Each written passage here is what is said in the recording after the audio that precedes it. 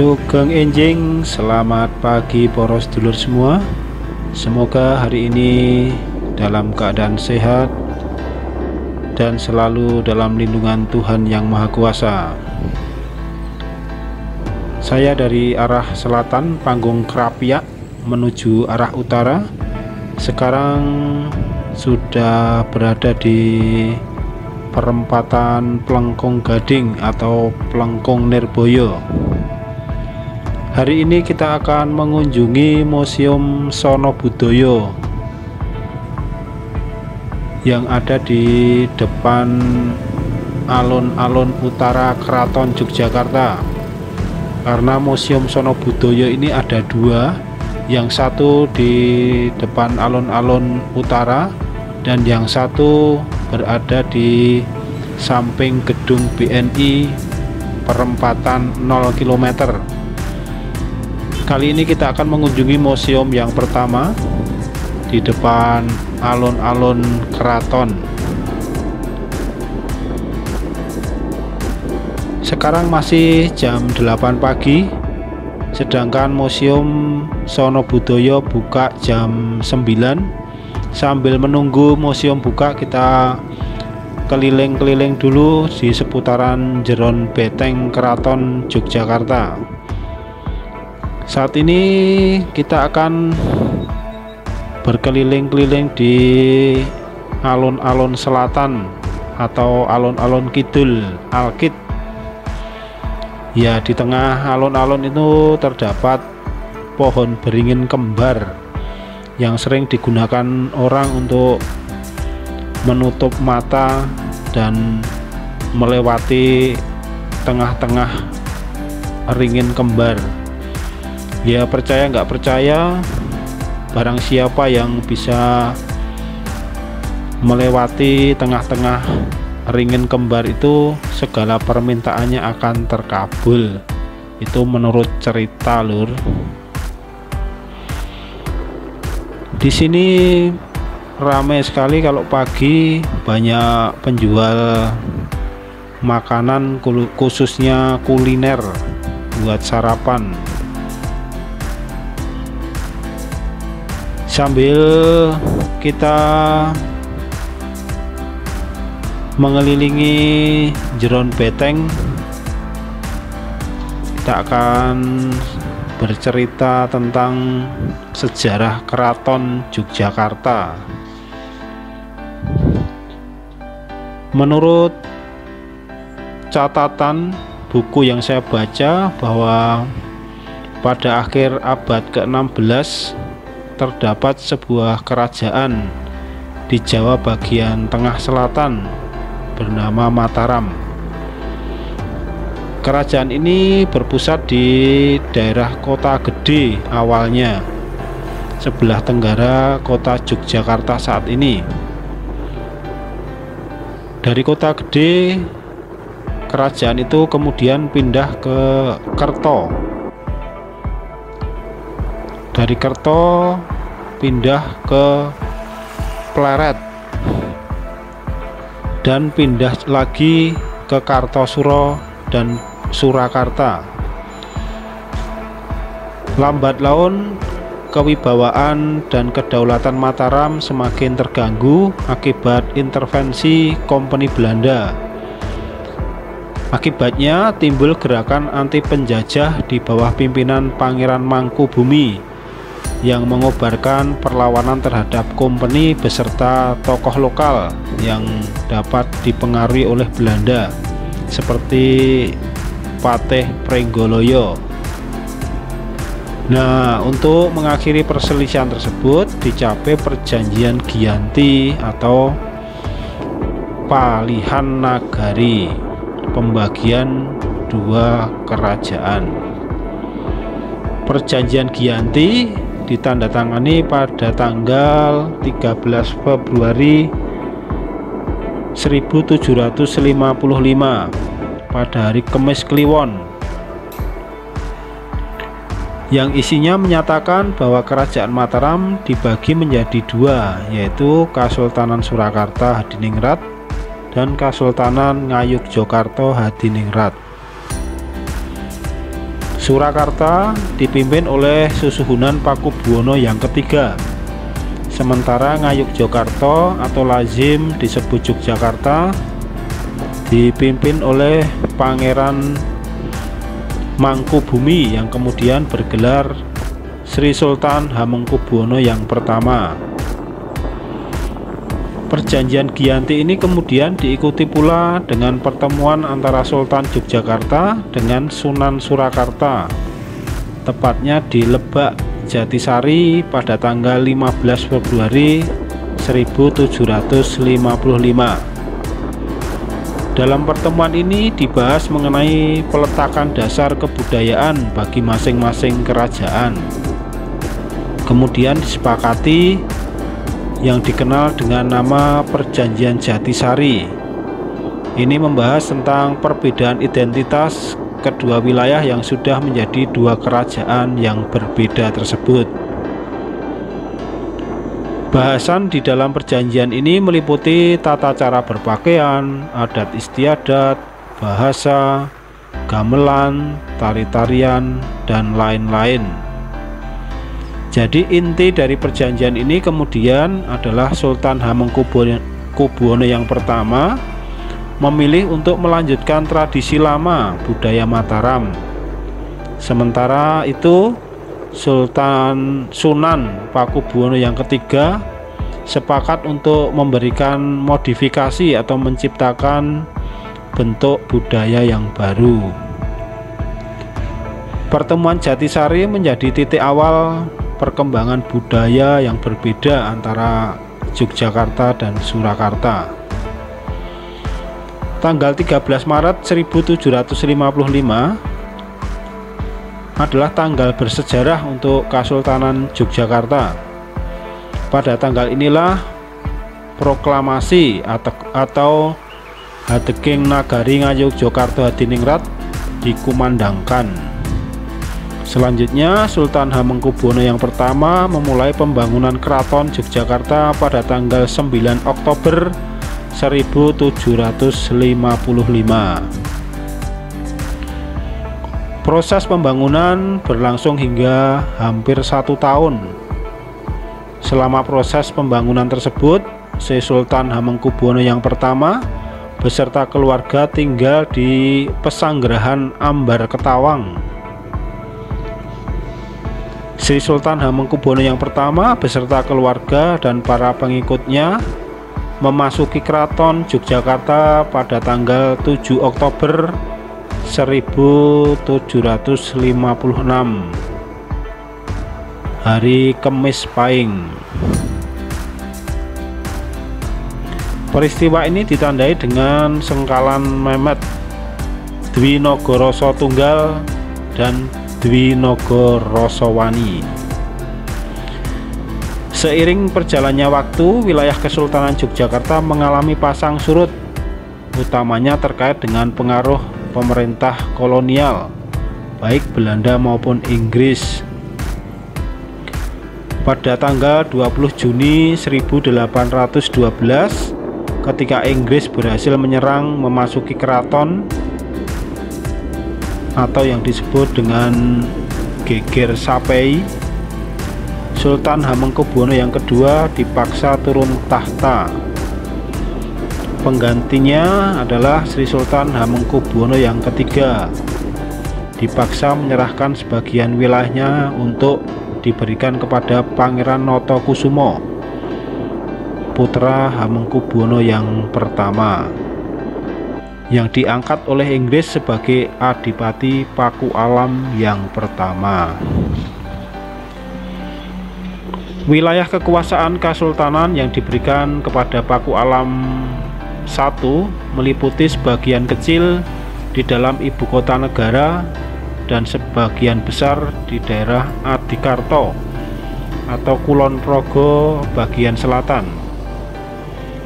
Daerah ini bersifat otonom dan dapat diwariskan kepada keturunan Pangeran Notokusumo.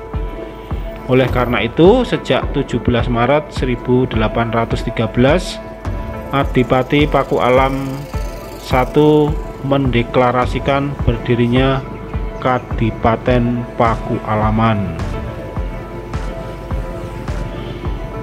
Perubahan besar berikutnya terjadi setelah lahirnya Republik Indonesia pada tanggal 17 Agustus 1945.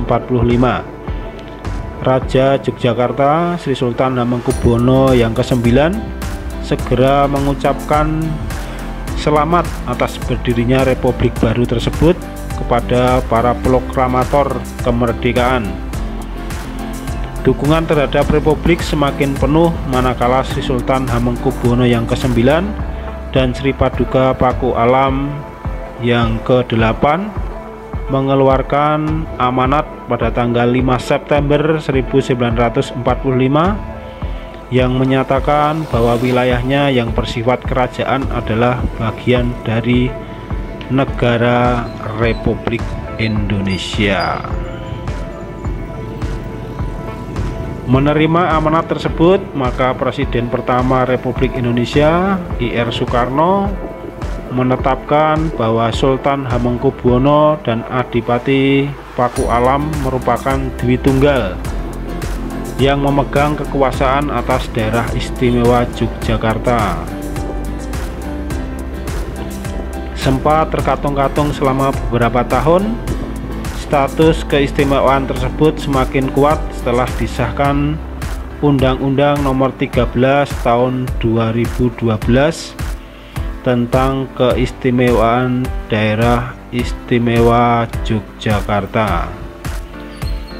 Dengan demikian diharapkan agar segala bentuk warisan budaya di Kesultanan Yogyakarta dan Kadipaten Pakualaman dapat terus dijaga dan dipertahankan kelestariannya.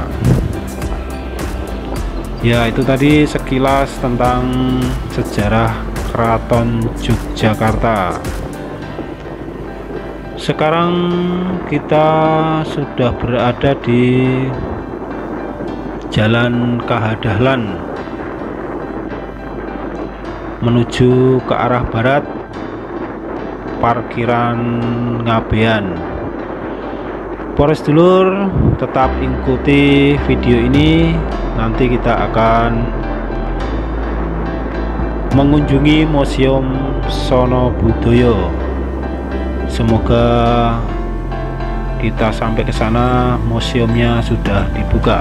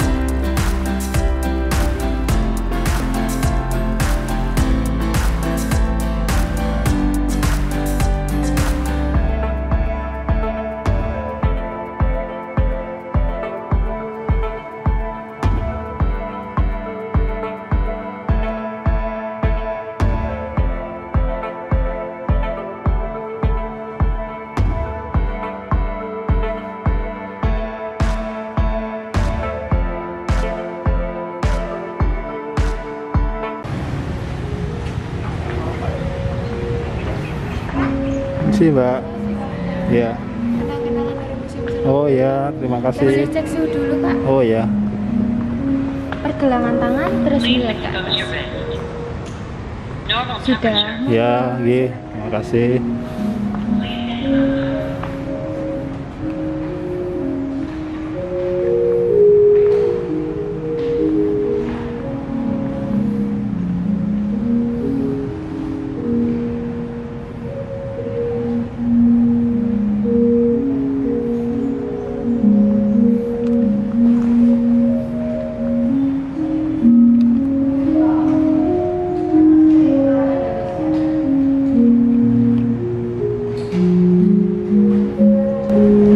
Kang Enjing, Pak. Nggih.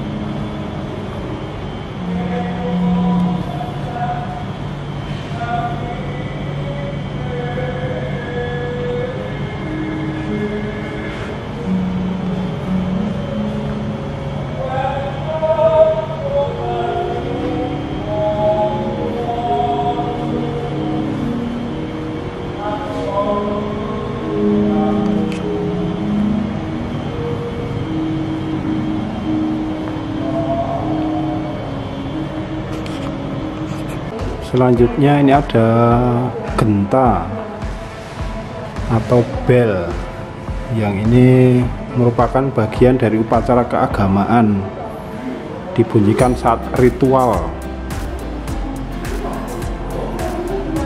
Ini ada lemari kecil, almari mantan kembar namanya.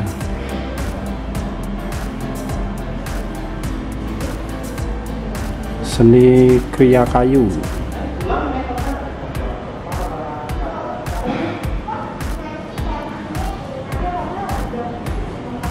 Wayang kulit.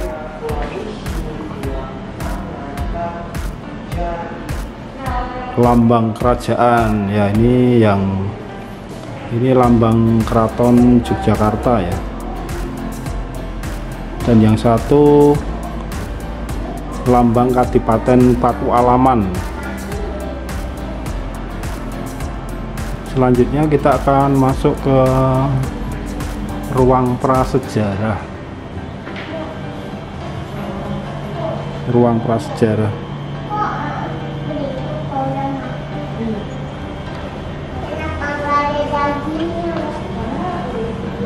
Sini jejak manusia purba Sangiran dan Trinil.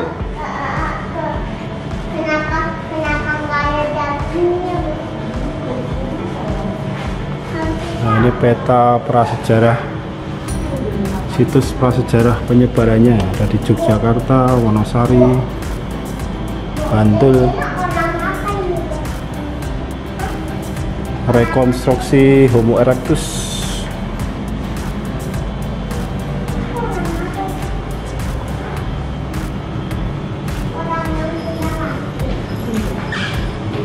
Ini ada alat-alat yang digunakan untuk manusia purba zaman dulu.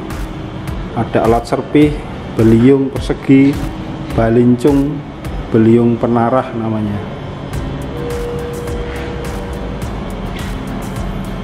Ya, ini berbagai artefak zaman dulu yang ditemukan di Gunung Kidul.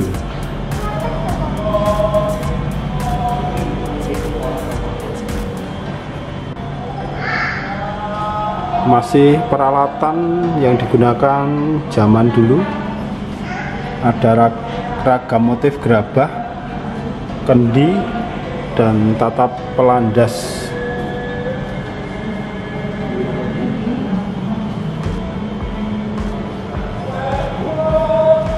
Ini model cetakan logam, ada cetakan kapak, tombak, dan lain-lain ya.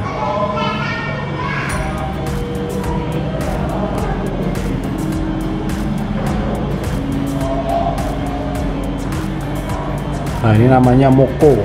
Moko perkembangan yang lebih modern.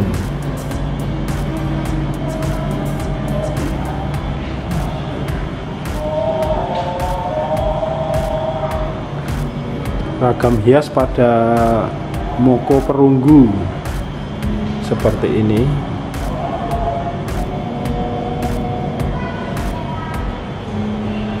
Ya, sekarang kita masuk ke ruang klasik.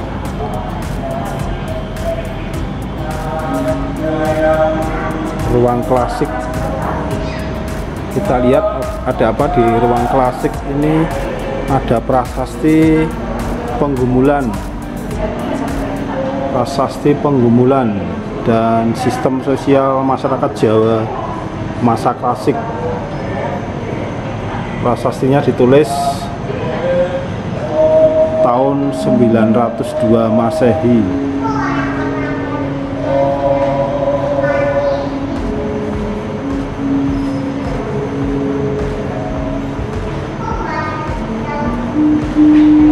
Komunikasi menggunakan lontar.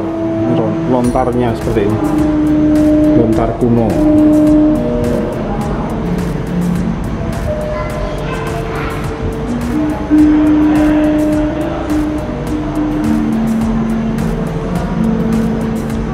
Ini naskah kesusastraan modern, masih menggunakan bahasa Jawa kuno.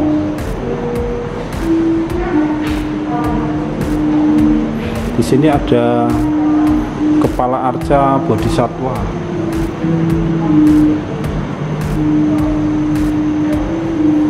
Terbuat dari perunggu.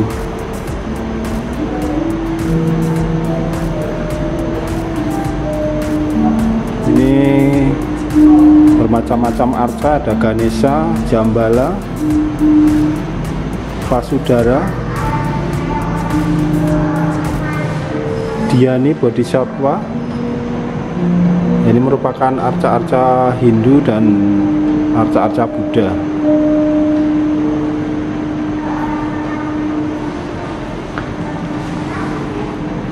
Ini ada peralatan atau hiasan zaman dulu. Genta, ada darpana.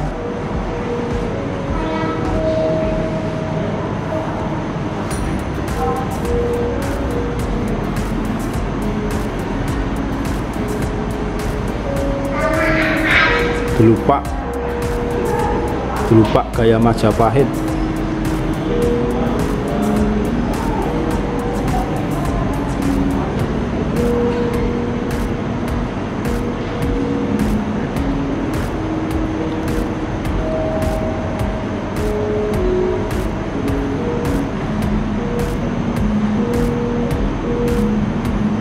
Nah, ini gamelan sebagian, ada bonang simbal atau kempiang, kemanak, dan wilahan.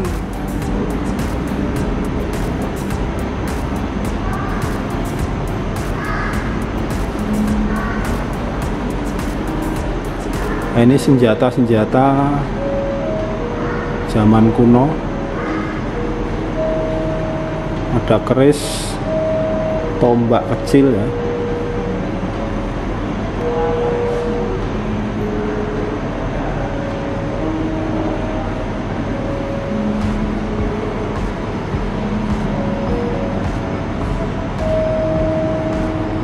Miniatur rumah.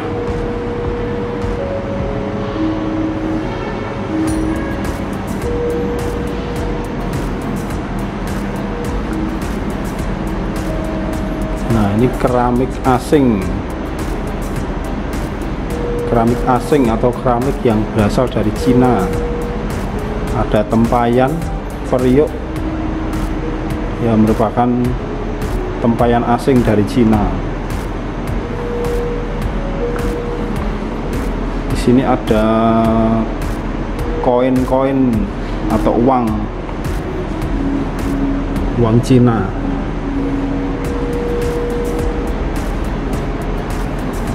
Ada kepeng mata uangnya. Ini ada kendi dan kelinting.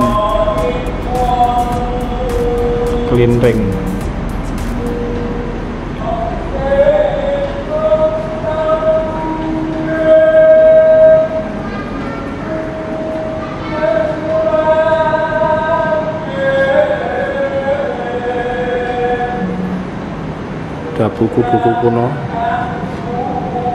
namanya Serat Ambia Kidung Pembaratan.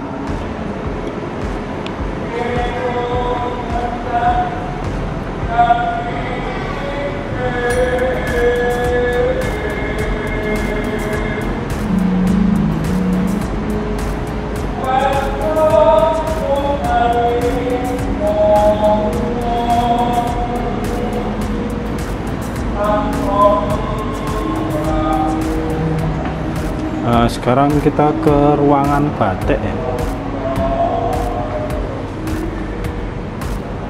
Ruang batik, ada berbagai macam motif batik.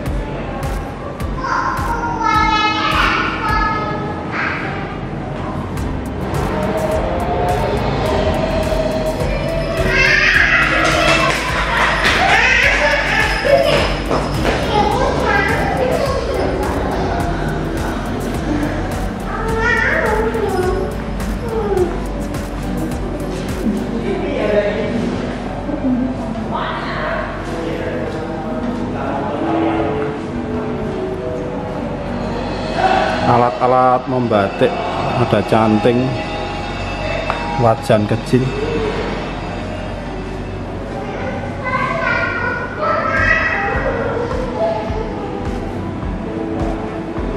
Selanjutnya masuk ke ruangan wayang kulit.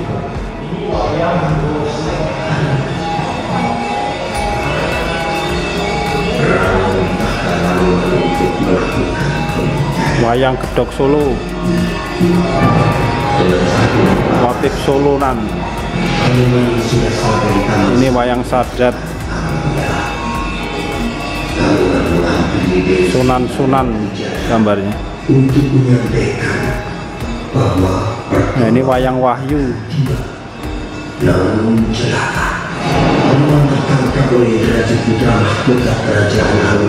Wayang Kancil,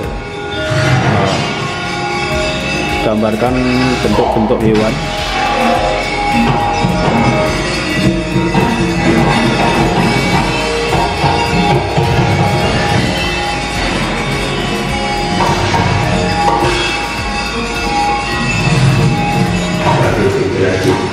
Melihat membakar wangi di atas perintah dasar muka dengan kata lain, dasar muka menatap merah bersama para tentara. Masuk ke ruangan wayang golek.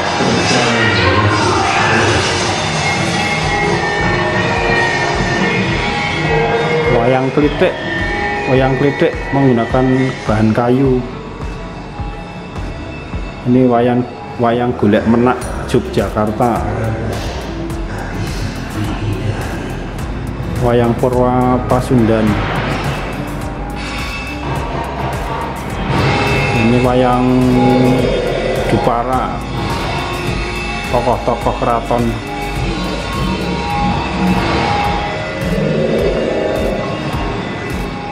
Masuk ruang topeng.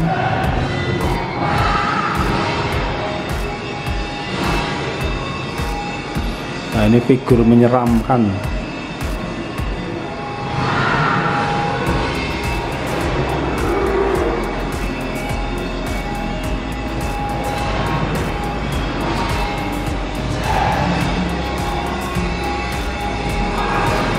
Tari topeng Cirebonan. Yang ini Mahabharata.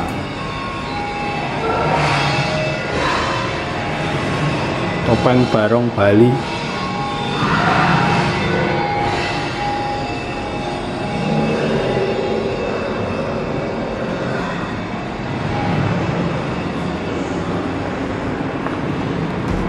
Sekarang kita masuk ruang ukir. Berbagai macam ukiran dari Jawa Tengah.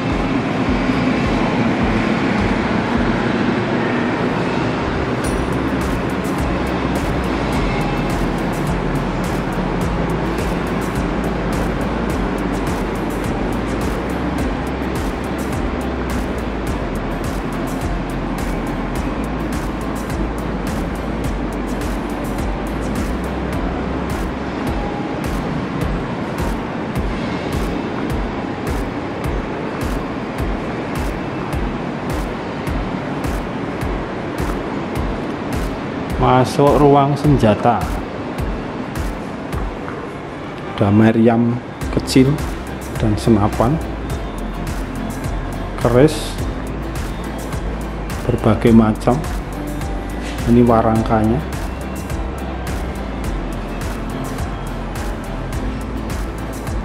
Aneka macam tombak.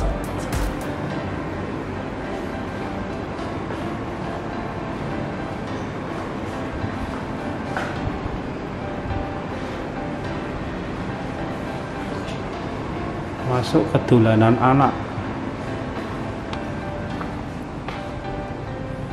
Ruang permainan anak. Ini ya, mainan zaman dulu. Ada kapal otok-otok, yuyu, ketapel, suling.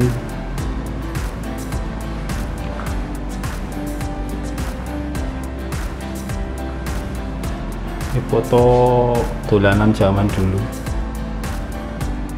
Jamuran, ancak-ancak alis.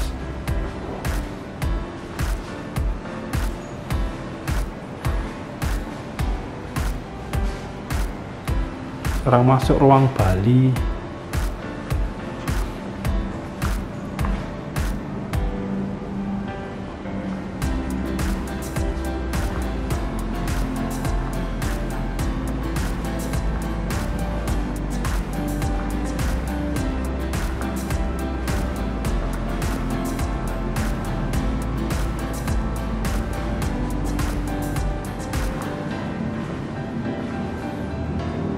Motif Bali, pintu.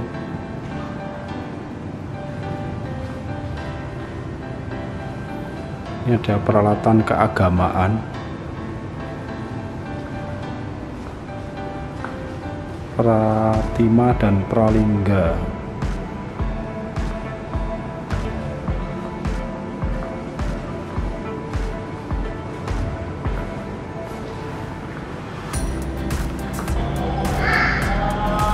Masih peralatan yang digunakan zaman dulu.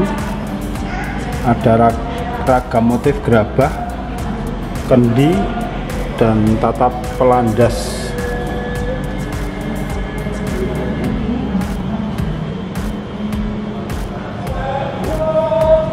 Ini model cetakan logam. Ada cetakan kapak, tombak, dan lain-lain ya.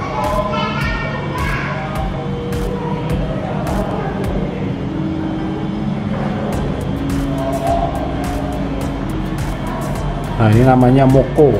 Moko perkembangan yang lebih modern.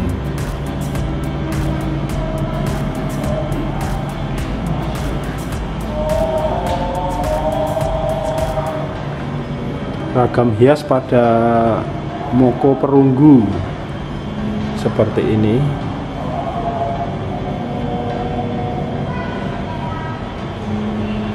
Ya, sekarang kita masuk ke ruang klasik.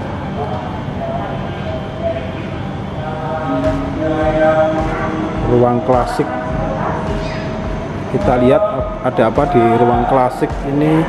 Ada prasasti penggumulan, dan sistem sosial masyarakat Jawa masa klasik. Prasastinya ditulis tahun 902 Masehi.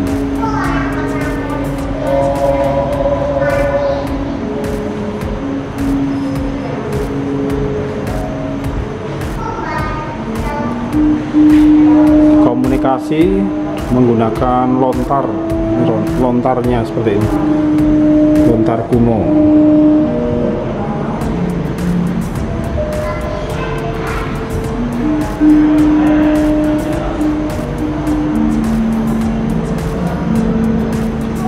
Ini naskah kesusastraan modern masih menggunakan bahasa Jawa kuno.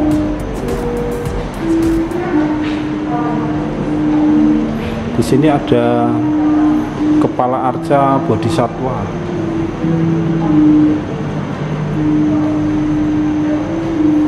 Terbuat dari perunggu.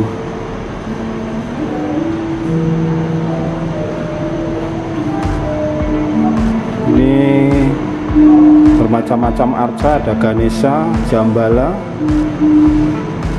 Vasudara, Dhyani Bodhisattva. Ini merupakan arca-arca Hindu dan arca-arca Buddha.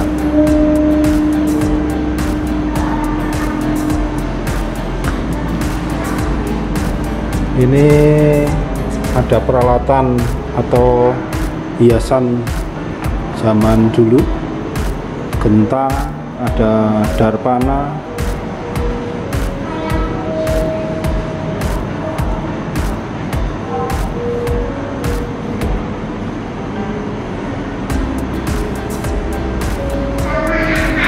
gelupak gaya Majapahit.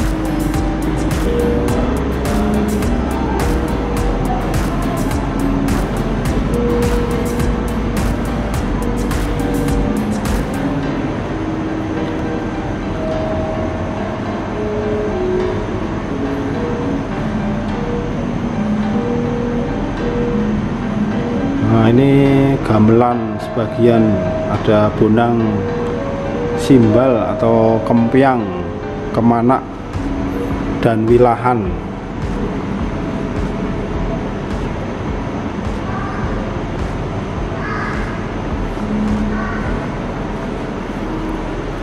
Nah, ini senjata-senjata zaman kuno. Ada keris, tombak kecil ya.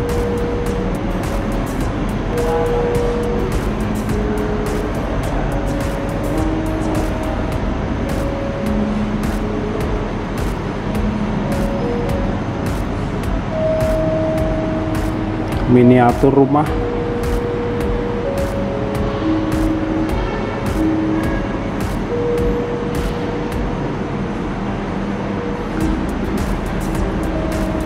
Nah, ini keramik asing. Keramik asing atau keramik yang berasal dari Cina. Ada tempayan, periuk yang merupakan tempayan asing dari Cina. Di sini ada koin-koin atau uang Cina.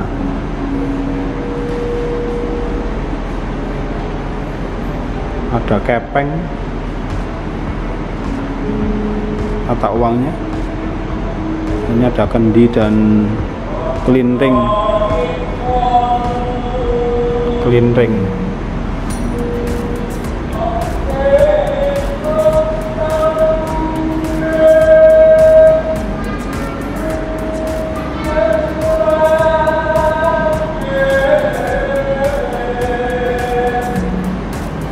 Ada buku-buku kuno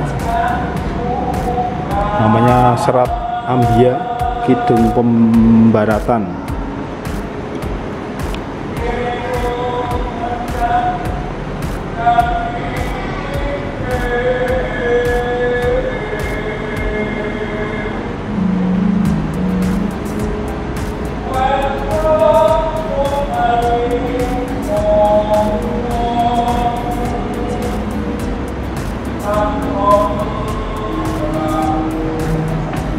Nah, sekarang kita ke ruangan batik ya. Ruang batik, ada berbagai macam motif batik.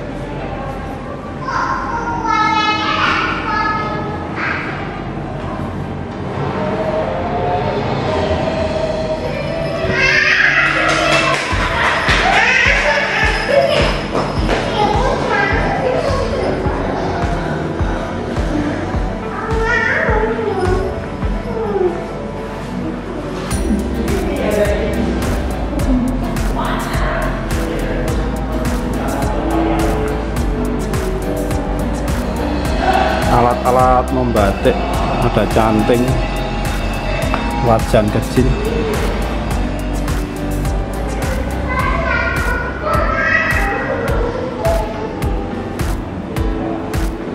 Selanjutnya masuk ke ruangan wayang kulit.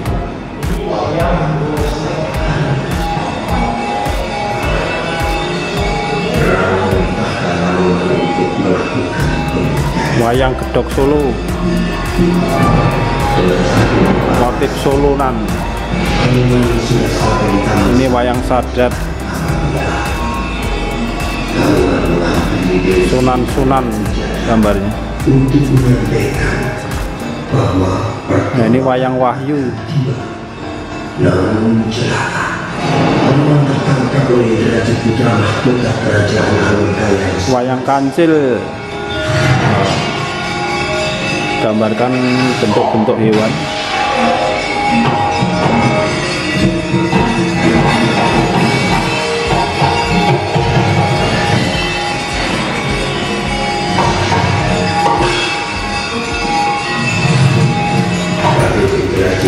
Melihat Lokata Hanumangi atas perintah Dasamuka, dengan kata lain Dasamuka menangkap mereka bersama bala tentara kerajaan. Masuk ke ruangan wayang golek.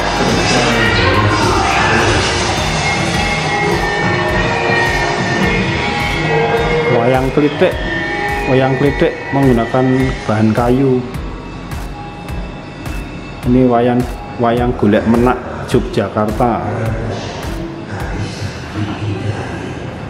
Wayang Purwa Pasundan.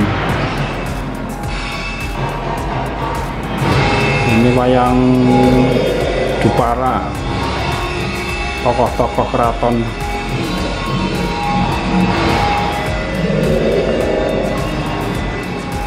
Masuk ruang topeng.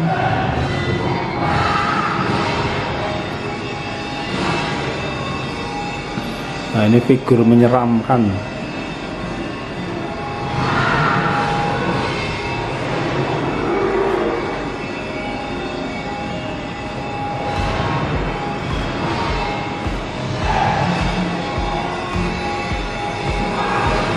Tari topeng Cirebonan.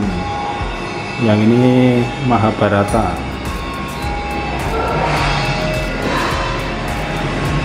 Topeng Barong Bali.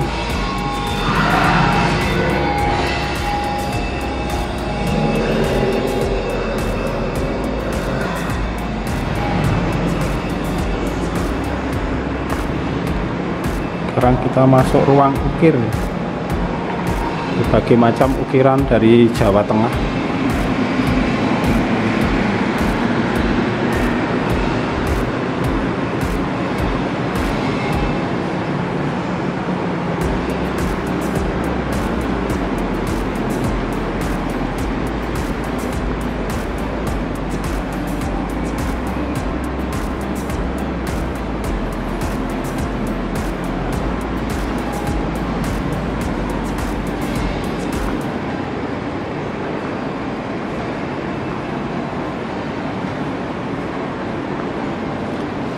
Masuk ruang senjata.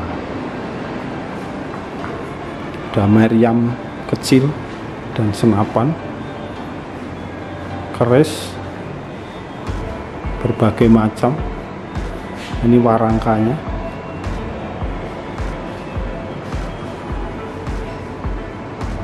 Aneka macam tombak.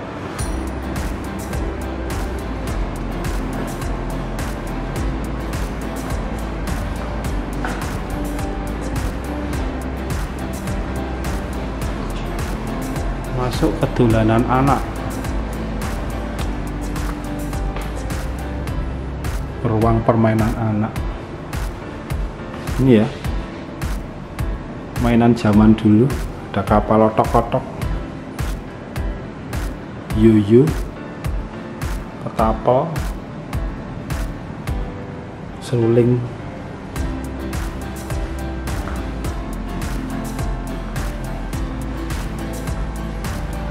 Ini foto dolanan zaman dulu. Jamuran, ancak-ancak alis.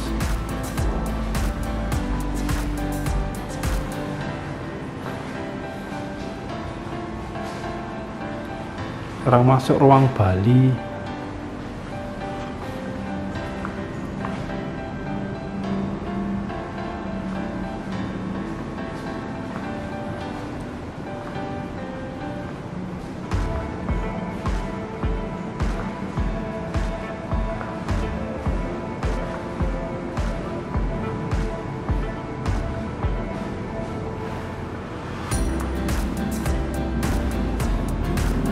Motif Bali, pintu.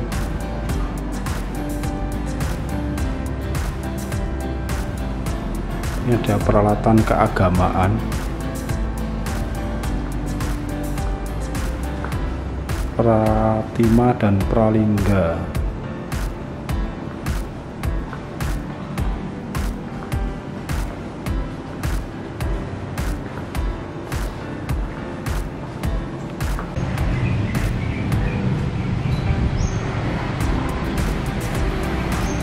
Arca Wisnu Laksmi,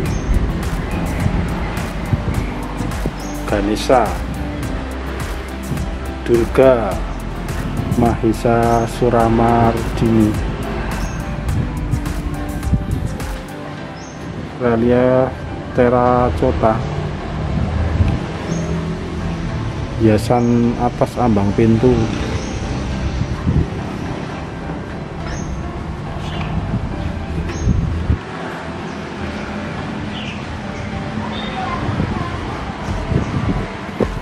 Arca Agastya,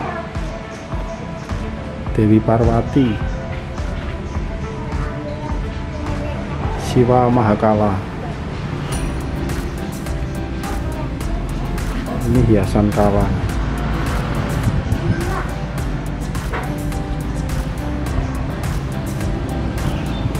Yoni tanpa lingga.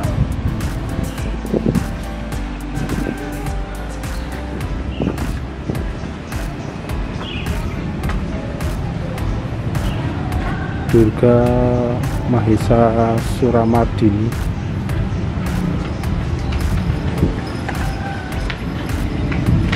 Arya Griwa, Arca Dewi, Arca Wisnu dan Laksmi, Arca Ganesha, Arca Dewi Sri, Dewa Siwa,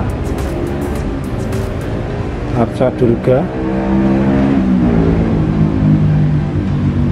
Mahisa Suramardini. Ini hiasan pada relief Gajah Laksmi. Ini hiasan di puncak bangunan seperti ini. Arca Siwa Mahakala. Nah, ini kinari menyerupai burung. Arca Agastya, Arca Parwati, Dewi Parwati,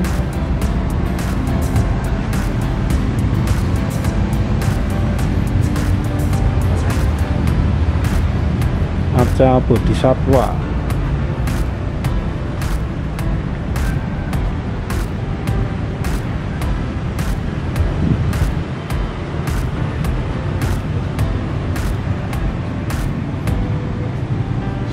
Besar ya, Arca Avalokiteswara Buddha.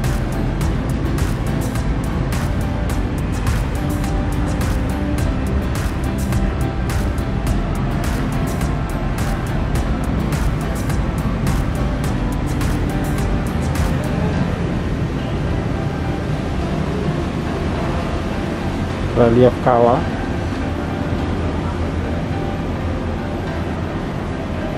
Arca Singa, ini Ganesha.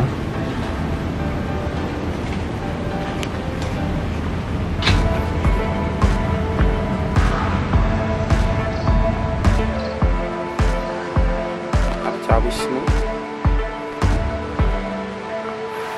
Andi, sapi.